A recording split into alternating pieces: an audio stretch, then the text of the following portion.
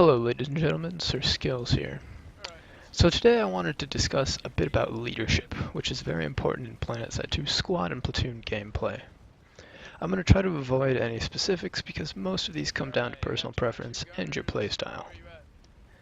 The main things a leader needs to do in Planetside 2 is create plans and communicate. Anything else a leader does is optional and down to personal preference. I'll start with creating plans. This is what sets a player apart from a leader. A leader must make a plan by collecting information, judging their followers' abilities, and analyzing the situation to finally build a plan that your followers can effectively execute. Now that we have the basics of it, let's dive deeper and bring this into Planetside 2. As a squad leader, the leader is responsible for the minute-to-minute actions of each follower, so should focus on smaller scale plans that can tip the local fight in the leader's favor. If the leader has 6 experienced players, having them flank around a stalemate with light assaults could be very good, as they have honed their skills and will know how to survive and pick off targets well. If the leader has 6 newer players, it may be better to grab maxes or heavies and hold down an area, as they have more survivability and are not so far from friendly lines that they cannot get help if it's needed.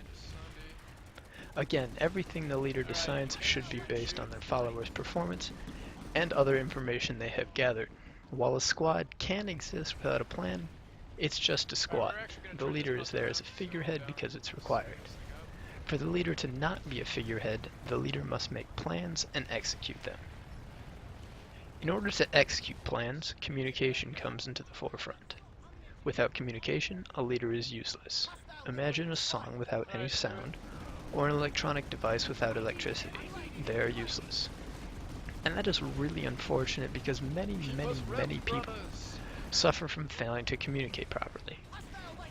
Some may even manage to say what they wanted to say, but often it's not enough.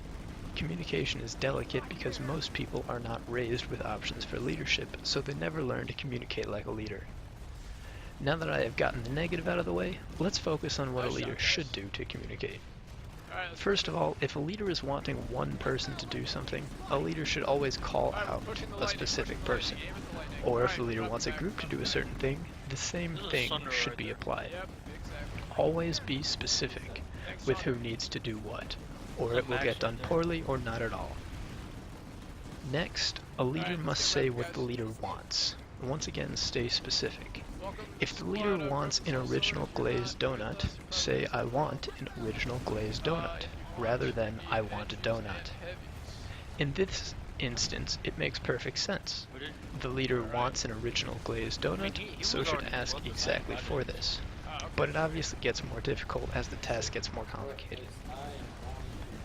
And finally, the leader should think before speaking, in the most literal sense.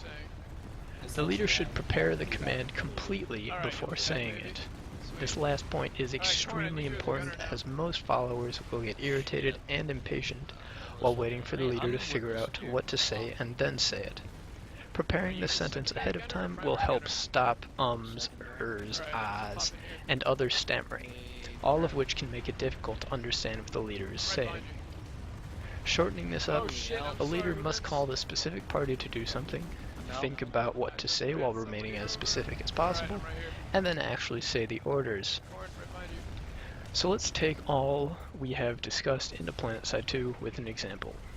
A leader is pushed off of a base due to an enemy armor push, and knows the armor will keep pushing to the next base. The leader knows that the squad is relatively surged into armor from a previous attempt to push the base off of a stalemate, so asks, "Squad, pull lightnings to destroy the armor." We'll start with what the leader did well. The leader used knowledge of the squad composition to request lightnings, which are both relatively cheap, easy to pull, and can be effective even uncertain, especially with 12 of them. The leader also first said who had to pull lightnings by directly mentioning the entire squad, and then the leader gave clear instructions. What the leader failed to do was give a more complete order. The lightnings need direction as to where to go to fight, and where to pull the lightnings from.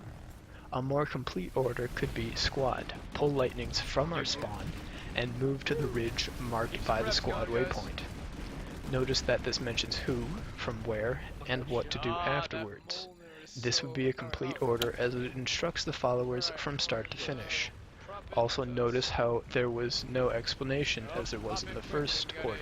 The "to destroy armor" section is missing, which most leaders of today find important to add. This is the explanation section where a leader could add why the followers are doing the action. While it is expected from most followers, it's actually an optional part, but definitely recommended as the squad can better understand what they will be doing. I hope you enjoyed these tips on being a leader. If you enjoyed them, I can keep making them. I will be making a part 2 on followership, and it's important in Planetside as well, so stay tuned for that. SirSKillz signing off. I'm an engineer. I'll repair you.